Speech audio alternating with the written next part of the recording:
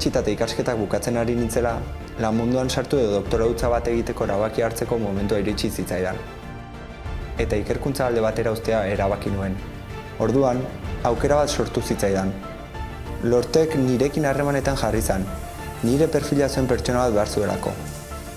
Honi esker, enuen ikerkuntza alde batera uzteko beharrik izan. Lanean hasi nintzen eta horrek profesionalki garatzen jarraitzeko aukera eman dit. Lorteken mundu berri bat aurkituet.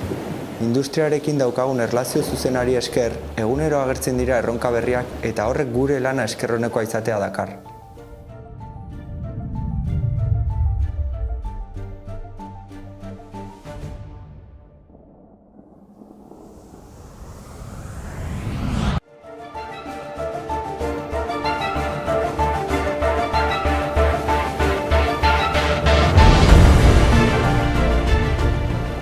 Kimika ikasi nuen eta denbora dezente ematen nuen laborategian.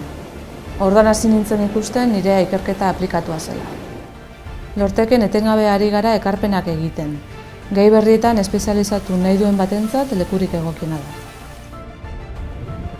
Gaur egun metalen fabrikazio gehigarriaren arloan lan egiten dut. Industria proiektu bakoitzak erronka eta aurrerapen berriak dakartza. 10 urtetan fabrikazio gehigarriarekin egindako pieza kritikoak dituzten hegazkinak egon daitezke hegan.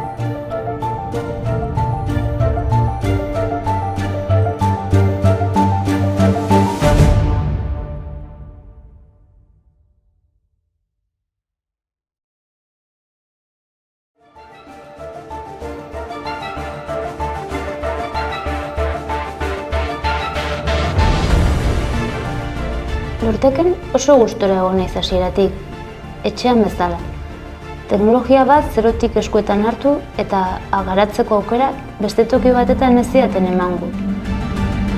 Erronka horrekin batera, ikertzaile bezala eboluzioa izan dut eta industriarekin kontaktua pixkanaka handitzen joan da.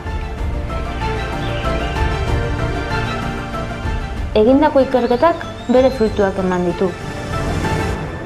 Eta ez dago hori baino poztasun handiagorik ikertzaile batentzako.